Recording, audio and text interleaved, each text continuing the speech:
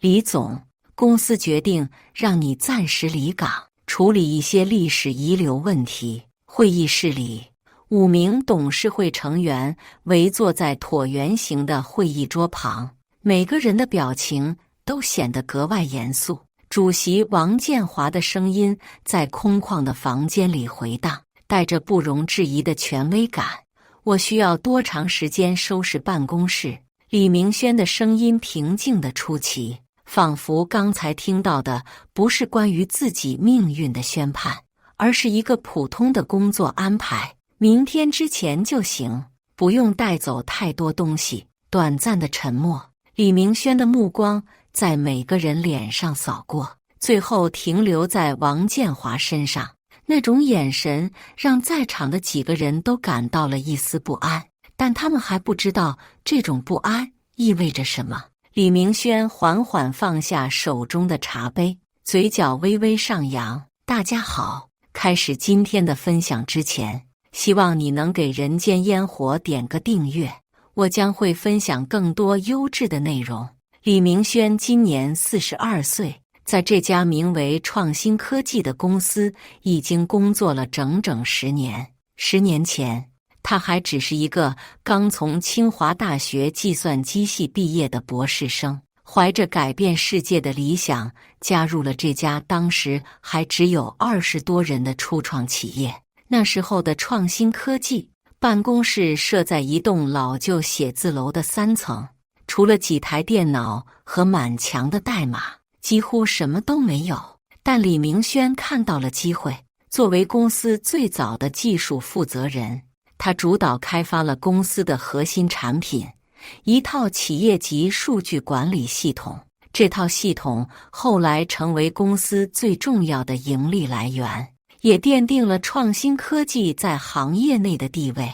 那些无数个通宵达旦的夜晚，那些反复调试代码的日子，那些为了一个算法优化而争论不休的会议，现在回想起来，仿佛还在昨天。当时的李明轩瘦削而充满激情，他总是第一个到办公室，最后一个离开。周末的时候，其他同事都回家休息，他还在那里敲代码，思考产品的下一个版本应该如何改进。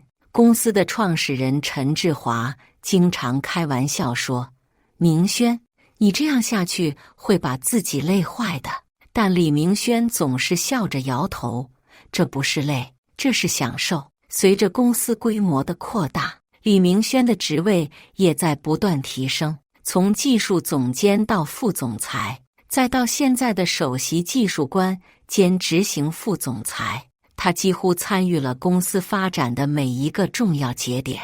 2016年的第1轮融资，2018年的产品转型，2020年的疫情危机应对，2022年的海外市场拓展，每一次关键决策的背后都有李明轩的身影。他记得2017年的那个秋天，公司差点因为一个重大技术故障而失去最大的客户。那是一个周五的晚上，客户的系统突然崩溃，影响了他们的正常业务运营。客户方面非常愤怒，威胁要终止合作，并要求巨额赔偿。李明轩接到电话后，立即赶到公司，召集技术团队开始排查问题。他们连续工作了48小时，期间李明轩几乎没有合眼。最终，他们发现问题出在第三方接口的兼容性上，并成功修复了系统。当客户的业务重新恢复正常时，已经是周一的早晨了。那次事件之后，客户不但没有终止合作，反而对创新科技的技术实力和服务态度刮目相看，主动增加了订单。这件事也让李明轩在公司内部的地位更加稳固，董事会一致认为他是公司不可或缺的核心人才。可是最近几个月，李明轩敏锐地察觉到了一些不寻常的变化。先是在几次重要的战略会议上，他发现自己被有意无意地排除在外。那些关于公司未来发展方向的讨论，那些涉及重大投资决策的商议，他总是最后一个知道结果。有一次，他偶然听到张永强和刘建设在茶水间讨论一个新的并购项目。当他询问详情时，两人的表情显得很尴尬，只是含糊地说还在初期论证阶段，然后是一些细节上的变化。他的邮件抄送名单被悄悄缩减了，一些重要的内部文件他需要主动申请才能看到，甚至连他最信任的技术团队成员也开始对他保持距离。最明显的变化发生在3月份，那时2名新的董事会成员加入了进来，一个是来自某投资机构的合伙人张永强，45岁，头发梳得一丝不苟，总是穿着昂贵的定制西装。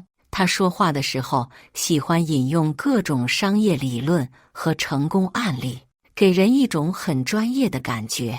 另一个是有着丰富企业管理经验的前国企高管刘建设，52岁，做事风格比较强势，经常强调执行力和效率。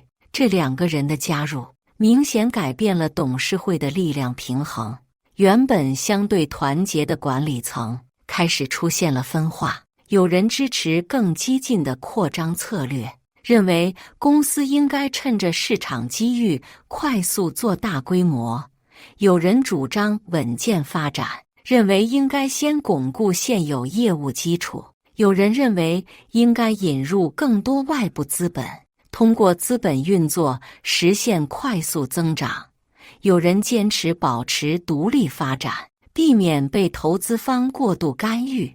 而李明轩越来越被视为保守派的代表。李总，你总是从技术角度考虑问题，但企业发展到这个阶段，需要的是更大的格局和更快的速度。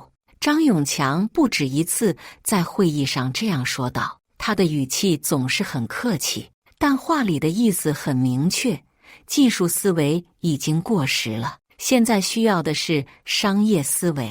我们不能总是被技术思维束缚，市场不会等我们慢慢完善产品。刘建设也表达过类似的观点，他经常举例说明其他公司是如何通过快速扩张和并购实现业务增长的，暗示创新科技的发展速度太慢了。面对这些质疑，李明轩选择了沉默。他知道，在商业世界里，技术专家往往被认为缺乏商业嗅觉，不适合承担重要的管理职责。他也知道，随着公司规模的扩大，自己的影响力正在被稀释，但他没有想到，这种稀释会来得如此突然和彻底。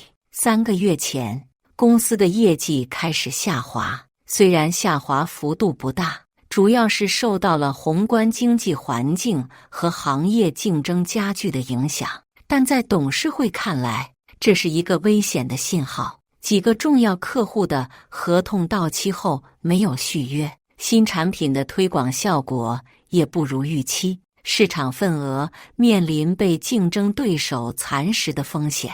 我们需要新的思路，新的策略。王建华在一次内部会议上说道，有时候改变是痛苦的，但也是必要的。如果我们不主动改变，市场就会强迫我们改变。李明轩听懂了这句话的潜台词。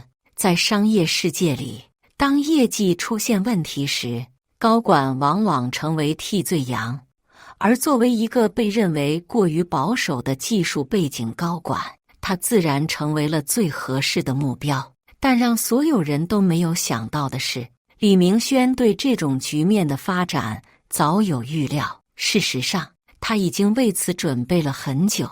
那是一个周4的下午，窗外的阳光透过百叶窗，在会议桌上投下斑驳的光影。李明轩接到王建华秘书的电话，说董事会有重要事情要和他商量。他放下手头的工作，整理了一下衬衫，走向17楼的会议室。这条路他走过无数次，但这一次他能感觉到空气中弥漫着不同寻常的紧张气氛。推开门的那一刻，他就感受到了房间里异样的氛围。5名董事会成员全部到场，这在平时的工作日并不常见。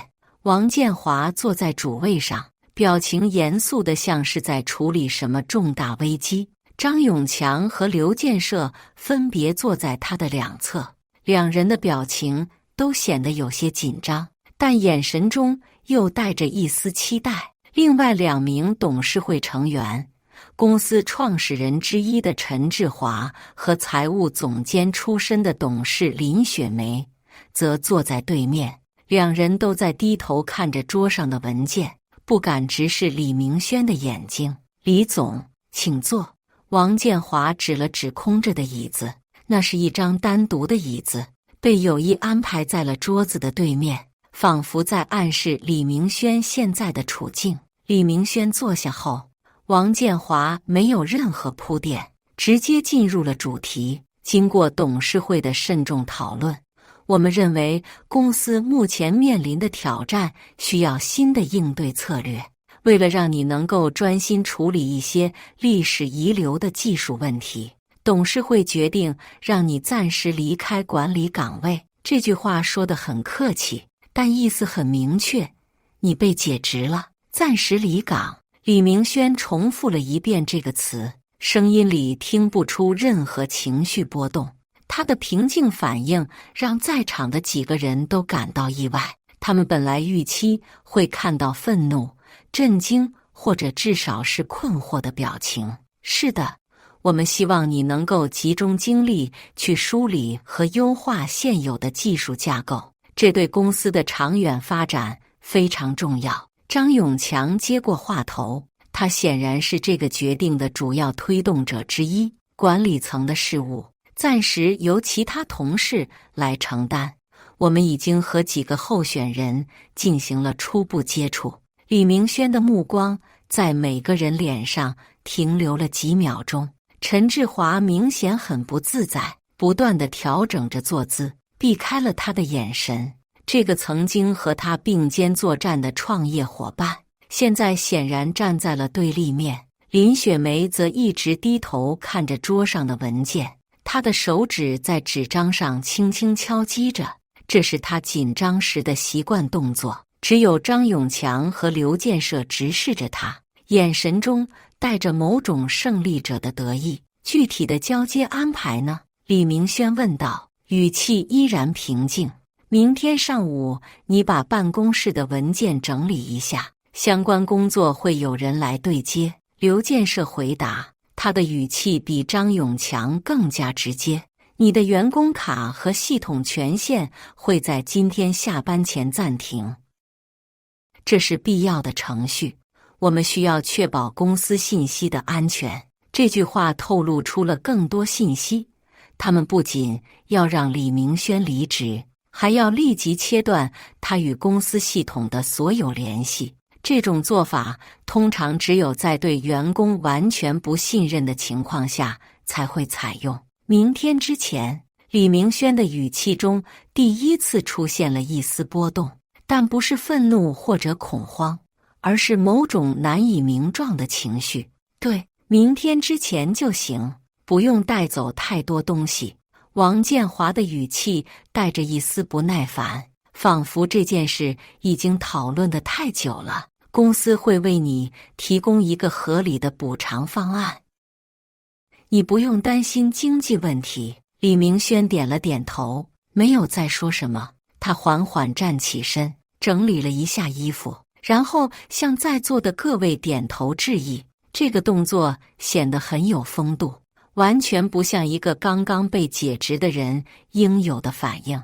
那我先回去收拾东西了，李明轩说道，然后转身离开了会议室。当办公室的门关上后，会议室里的气氛发生了微妙的变化。他的反应有点奇怪。张永强皱着眉头说道，我以为他会更加什么？愤怒、抗议。刘建设接过话头，也许他早就知道会有这一天，毕竟最近几个月公司的方向调整，他的态度一直不太配合。陈志华终于开口了：“我觉得我们对明轩有点太过分了，他毕竟为公司贡献了这么多年。”志华，商业就是商业。王建华打断了他：“我们不能因为个人感情影响公司的发展。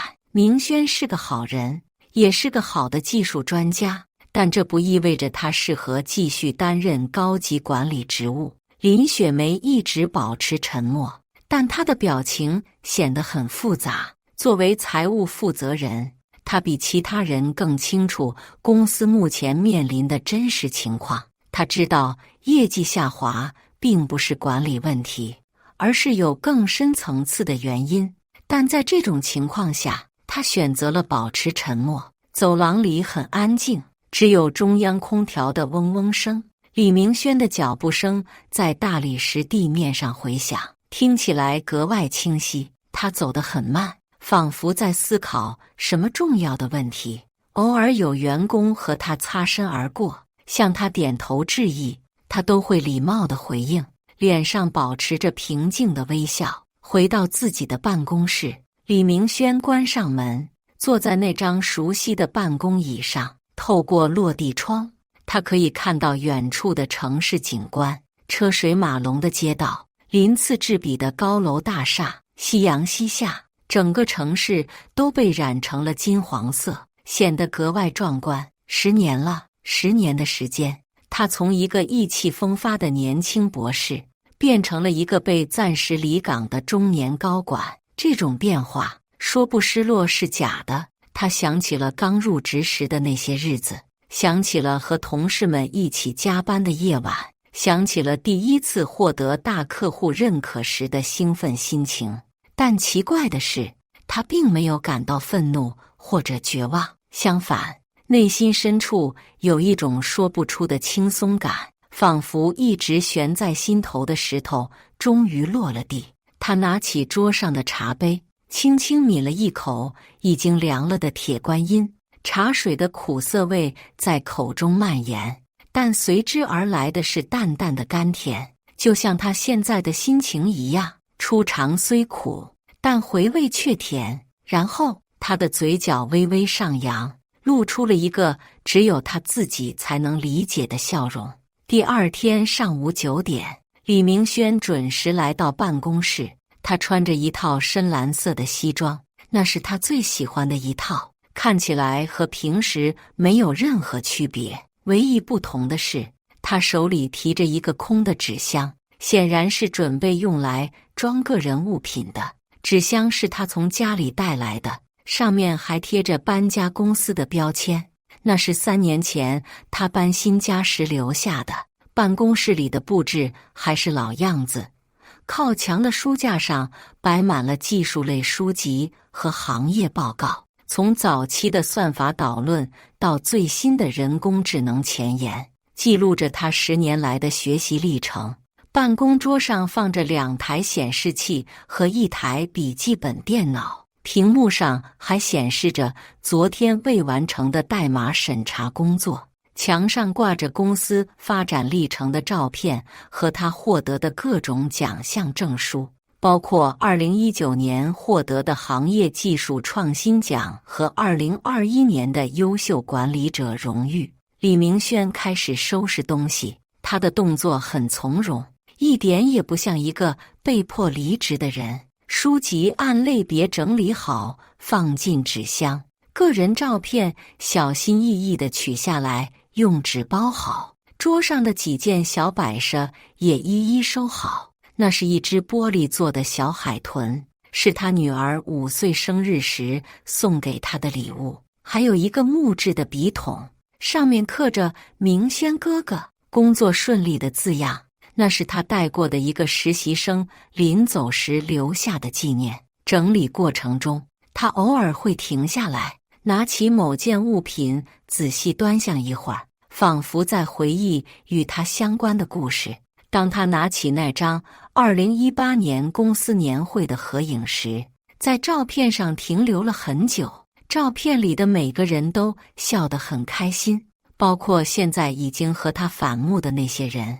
大约半小时后，王建华出现在办公室门口。李总，收拾的怎么样了？他的语气显得很随意，仿佛只是路过，顺便问一句。但从他的表情可以看出，他其实是专门来视察的。还好，东西不多。李明轩头也不抬地回答，继续整理着抽屉里的文件。王建华在门口观察了一会儿，注意到李明轩确实只是在收拾个人物品，没有动那些公司文件，这让他稍微放心了一些。需要帮助吗？我可以让秘书来协助你。王建华试图表现得友好一些。不用，我自己来就行。李明轩的回答很简短，但语气并不冷淡。王建华在门口站了一会儿，似乎想说什么，但最终还是转身离开了。他走之前回头看了一眼，发现李明轩正在整理一堆技术手册，动作依然那么平静和有条理。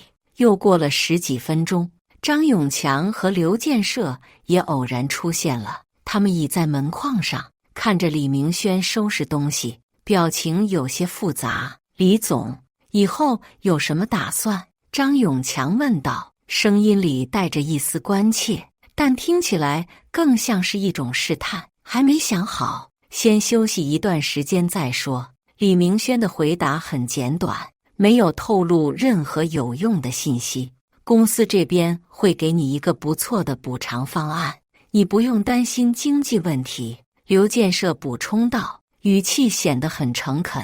而且，如果你愿意的话，我们也可以为你提供一些推荐信。以你的资历和能力，找到一个好的职位应该不难。谢谢。李明轩依然没有抬头，继续忙着手头的工作。两人交换了一个眼神，从李明轩的反应中没有获得他们想要的信息。他们本来希望能够探听到李明轩的下一步计划，但显然没有成功。如果需要什么帮助，随时可以找我们。张永强说道，然后和刘建设一起离开了。陈志华是最后一个来的，作为公司的创始人之一，他和李明轩的关系一直不错。两人曾经一起为公司的发展熬过无数个夜晚，也一起庆祝过无数个成功的时刻。看到李明轩正在收拾东西，陈志华的心情显得很复杂。明轩，陈志华的声音有些沉重，带着明显的愧疚感。这件事，老陈，不用解释。李明轩打断了他，第一次抬起头看着这个曾经的合作伙伴。我理解大家的难处，公司的发展确实遇到了一些挑战，董事会认为需要一些新的思路。陈志华还是想解释一下，虽然他知道这些解释显得很苍白，这不是针对你个人，而是最终还不是他们说了算。陈志华的话透露出了一个重要信息，这个决定并不是全体董事会成员的一致意见，显然有些人是被迫同意的。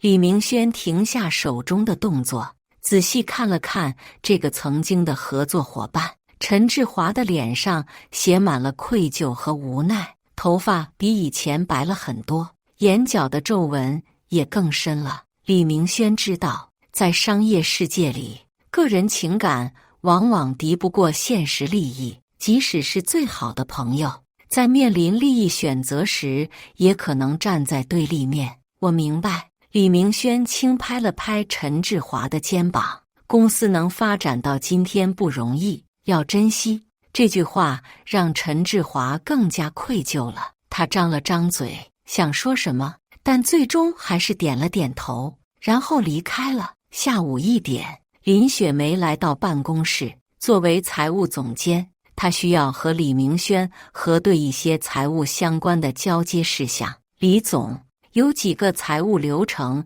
需要确认一下。他拿着一叠文件，看起来比平时更加谨慎，还有一些签字权限的转移手续。两人花了大约1个小时处理这些事务。在这个过程中，林雪梅显得有些紧张，不时地看向门口，仿佛担心有人听到他们的谈话。他的手指在文件上轻轻敲击着，那是他紧张时的习惯动作。李总，当所有手续都办完后，林雪梅突然压低了声音，四处看了看，确保没有人在偷听。有些事情你要小心。李明轩抬起头，看着这个平时话不多的财务总监。林雪梅今年38岁，是一个非常专业和谨慎的财务人员，很少会主动涉及公司政治。他现在的表现显然很反常。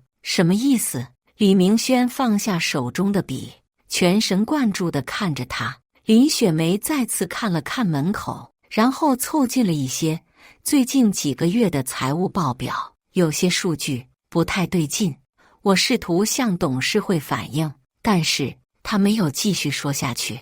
但李明轩已经听明白了。作为财务专业人士，林雪梅发现了公司财务上的问题，但当她试图报告时，却被阻止或者忽视了。具体是什么问题？李明轩压低声音问道。一些支出项目的分类有问题，还有几笔大额资金的流向不够透明。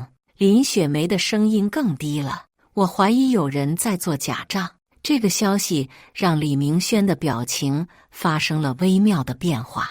他沉思了一会儿，然后点了点头。谢谢提醒，李明轩平静地说道，但他的眼神变得更加深邃了。林雪梅点了点头，收拾好文件，快步离开了。他走得很急，仿佛害怕被人发现他刚才的举动。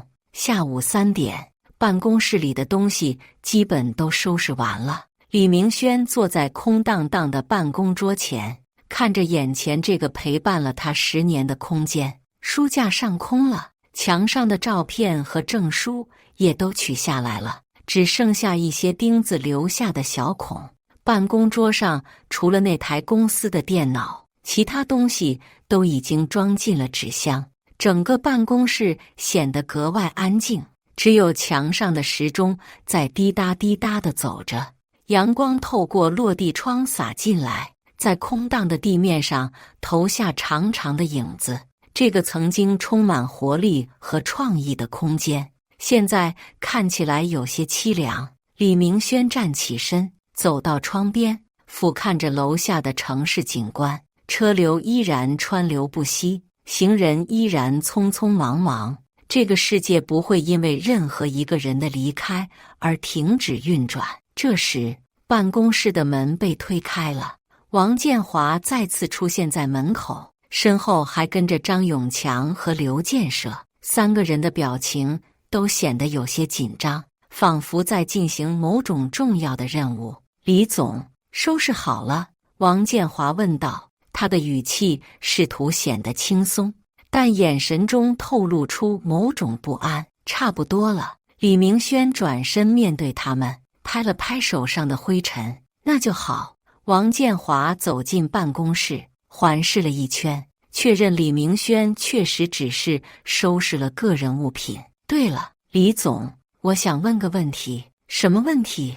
李明轩的语气很平静，但他敏锐地感觉到接下来的问题可能不简单。关于公司的股权结构，我们需要更新一下记录。王建华的语气显得很随意，但他的眼神却很专注。你持有公司多少股份来着？我记得不太清楚了。这个问题让办公室里的气氛突然变得微妙起来。张永强和刘建设都停下了脚步，目光投向李明轩，他们的表情显得很期待，仿佛这个问题的答案对他们很重要。李明轩也停下了手中的动作，若有所思地看着王建华。他没有立即回答，而是在思考这个问题背后的含义。怎么突然问这个？李明轩反问道。没什么特别的原因，就是想更新一下股东名册。王建华回答，但他的眼神显得有些躲闪。毕竟你现在……他没有说完这句话，但意思很明显。既然李明轩要离开管理层，那么他的股份情况就需要重新评估了。这可能涉及到股权回购、投票权限制等一系列问题。张永强和刘建设也围了过来，看似闲聊，实际上都在等待李明轩的回答。张永强甚至拿出了手机，仿佛准备记录什么重要信息。你们真的想知道这个答案吗？李明轩的声音很轻，但每个人都听得清清楚楚。他的语气中带着某种奇怪的情绪，不是愤怒，不是恐惧，而是一种难以形容的玩味。三个人都点了点头，尽管他们可能还没有意识到这个问题的重要性。在他们看来，李明轩作为一个技术出身的高管，持有的股份应该不会太多，最多就是几%的技术股而已。李明轩没有立即回答，而是走到窗边，看着外面的城市景观。阳光透过玻璃洒在他的身上，让他的侧脸显得有些模糊。他似乎在思考什么重要的问题，或者在回忆什么往事。办公室里突然安静下来，只有墙上的时钟在滴答滴答地走着，每一声都显得格外清晰。三个人都在等待着李明轩的回答，空气中弥漫着一种紧张的气氛。过了大概1分钟，李明轩深吸了一口气，然后缓缓转身。李明轩放下手中的文件，缓缓转身，他的眼神在每个董事会成员脸上停留了几秒钟，最后定格在王建华身上。股份？你们真的以为这件事跟股份有关系吗？李明轩轻笑了一声，声音里带着一丝玩味。他走到办公桌前，从抽屉最深处取出一个密封的牛皮纸袋，袋子上贴着红色的机密标签。10年了，我一直在等这一天。李明轩的手轻抚着纸袋。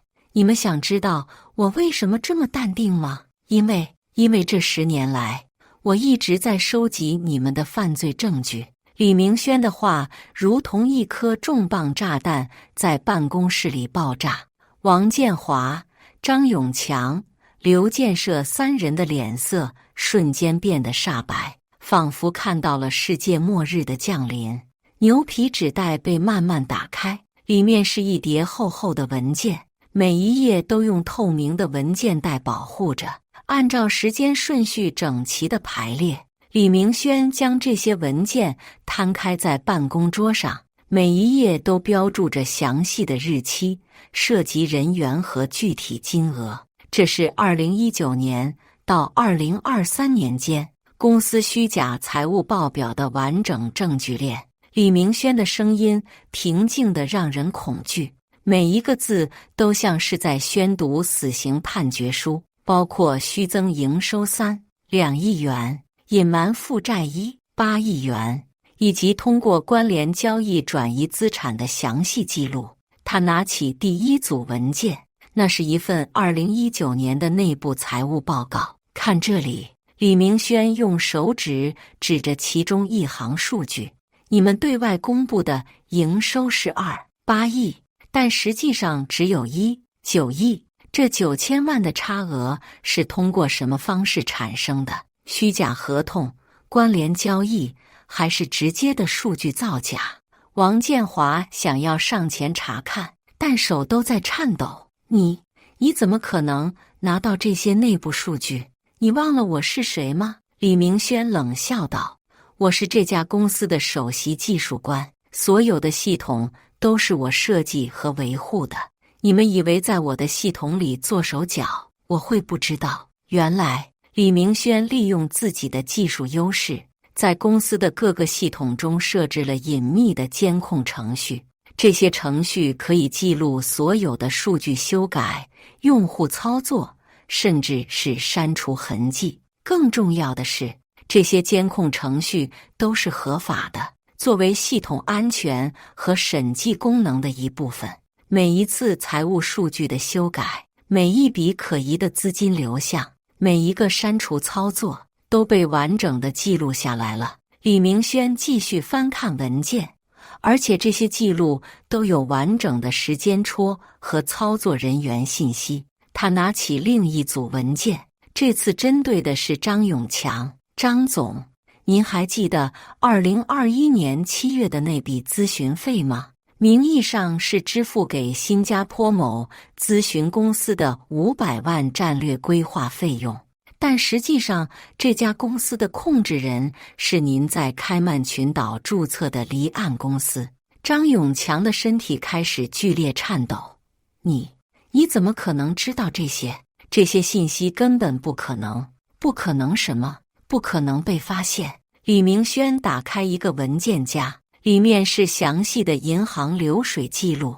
您忘了现在是什么时代？只要资金在银行系统中流转，就一定会留下痕迹。作为技术专家，我有很多方法获取这些信息。实际上，李明轩通过多种渠道获得了这些证据。除了公司内部的系统记录，他还通过合法的信息查询、第三方审计，甚至是举报人提供的材料，构建了一个完整的证据链。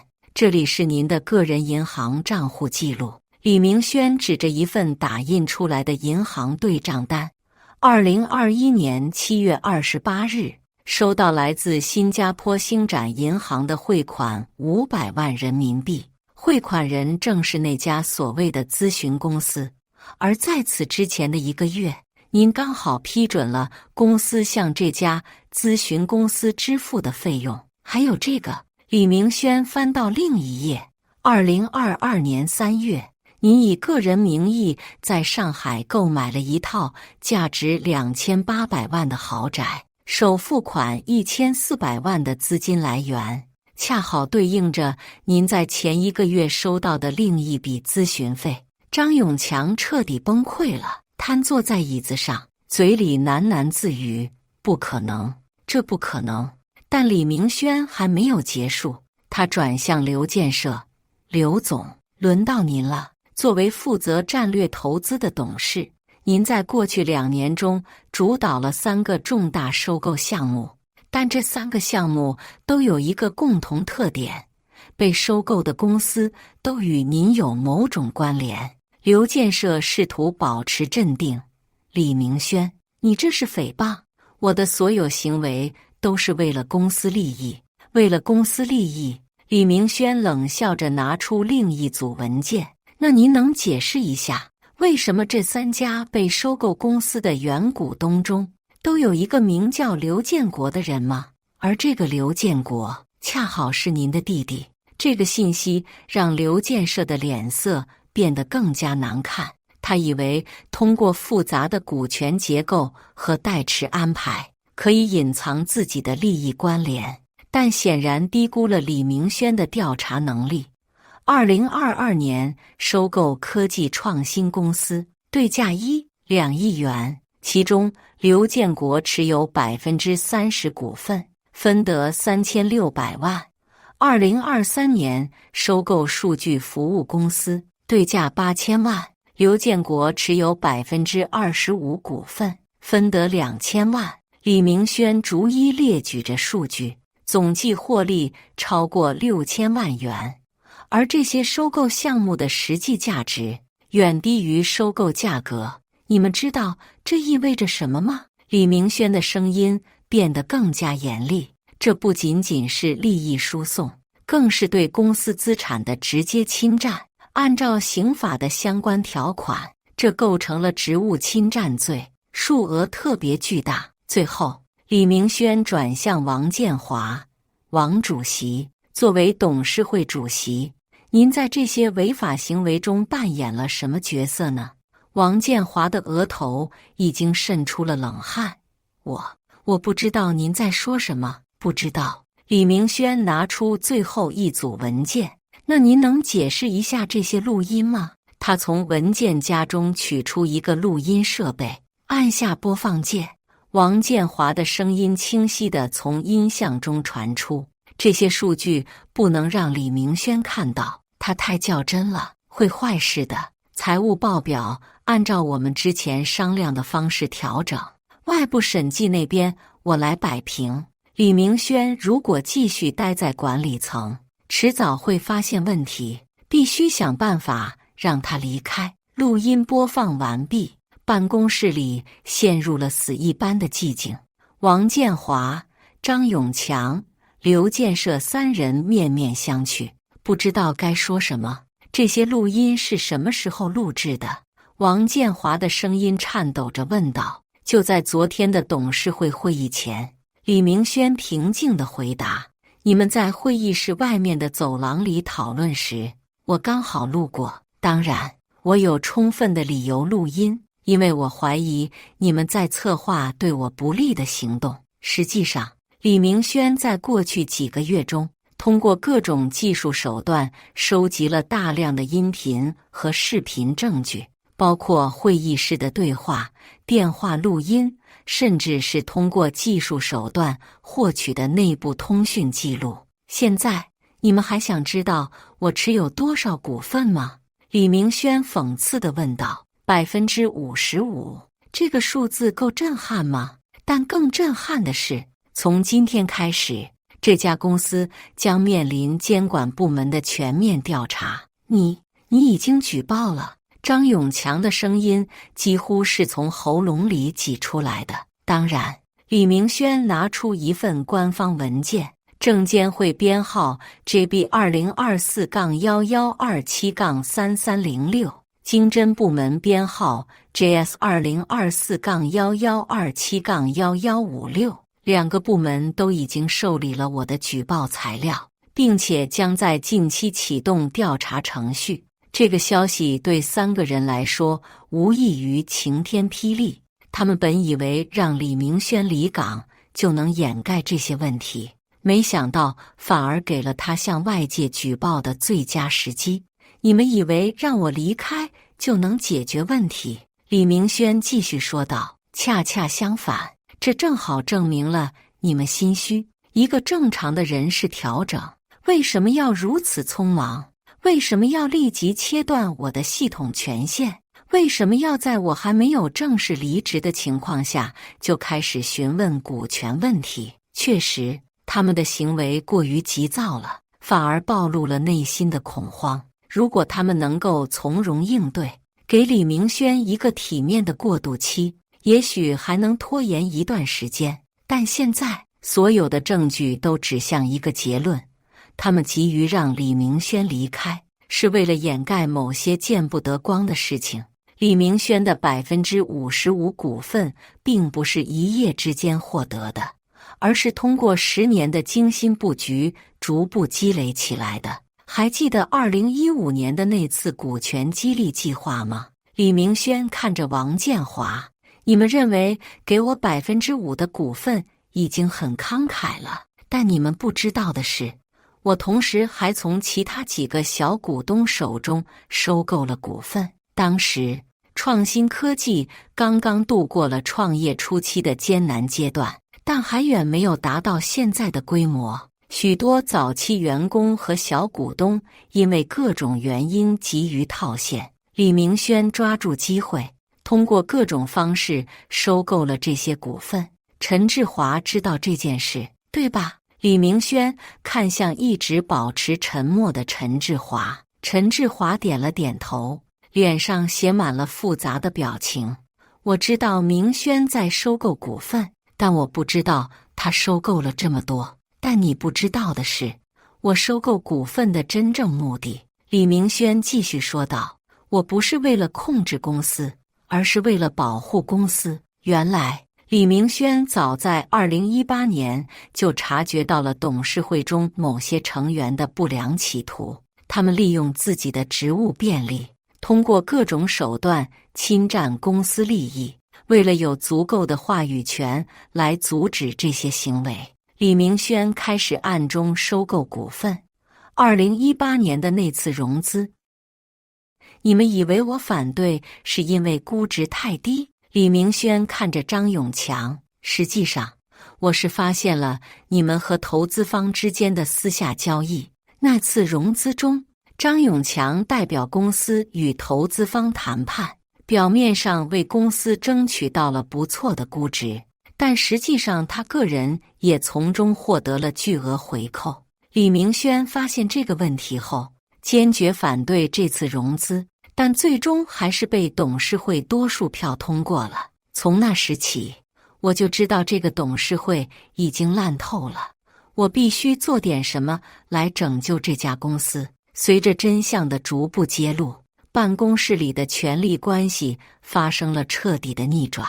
原本高高在上的董事会成员，现在成了待宰的羔羊，而被离岗的李明轩实际上是掌握全局的真正控制者。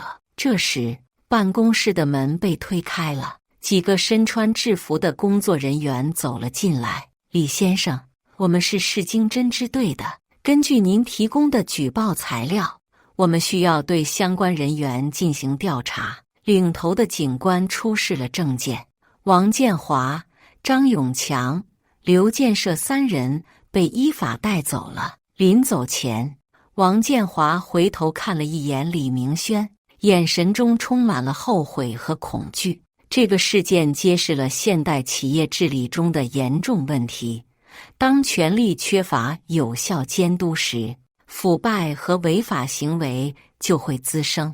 李明轩利用技术手段建立了完整的内部监督机制，但这种监督不是为了个人利益，而是为了维护企业和全体股东的正当权益。这个事件给其他企业和投资者提供了重要启示：企业的股权结构和治理机制必须透明，内部监督机制必须有效。技术手段在现代企业管理中发挥着重要作用，企业文化和价值观至关重要。1个月后，李明轩重新坐在那间熟悉的办公室里。经过监管部门的调查，王建华、张永强、刘建设三人都被依法起诉，公司的财务问题得到了彻底清理，新的董事会也已经成立。李明轩现在既是公司的控股股东，也是新任的董事长兼 CEO。他制定了严格的内部控制制度，确保类似的问题不会再次发生。